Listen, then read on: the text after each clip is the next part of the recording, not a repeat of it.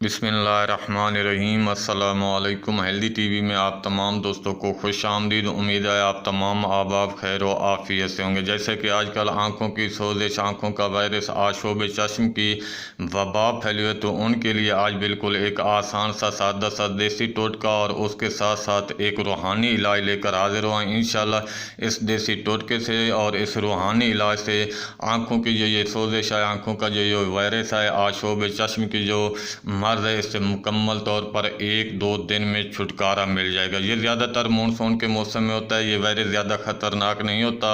अगर किसी को वायरस हो गया तो उसकी आंखों में देखने से आपको बिल्कुल कुछ नहीं होगा। आंखों में चुभन, आंखों से पानी आना, सोजिश, ऐसा महसूस होना कि आंखों में मट्टी चली गई हो, ये इसकी अलामात हैं।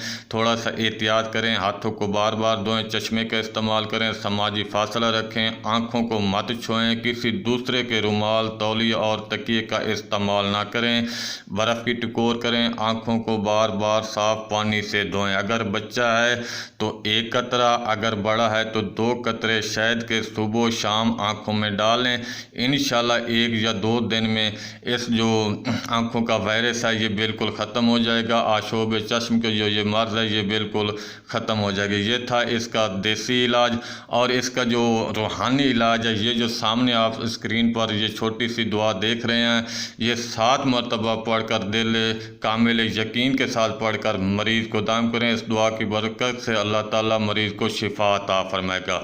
नुस्खा अच्छा लगा है, रूहानी इलाज अच्छा लगा है तो वीडियो को लाइक कर दें, सदका जारिया समझ कर दोस्तों के साथ शेयर कर दें। मिलते हैं अगली वीडियो में एक नए नुस्खे के साथ, एक नए टोटके के साथ, एक नई इन्फॉर्मेशन के साथ। तब तक के लिए अल्लाह हाफिज़।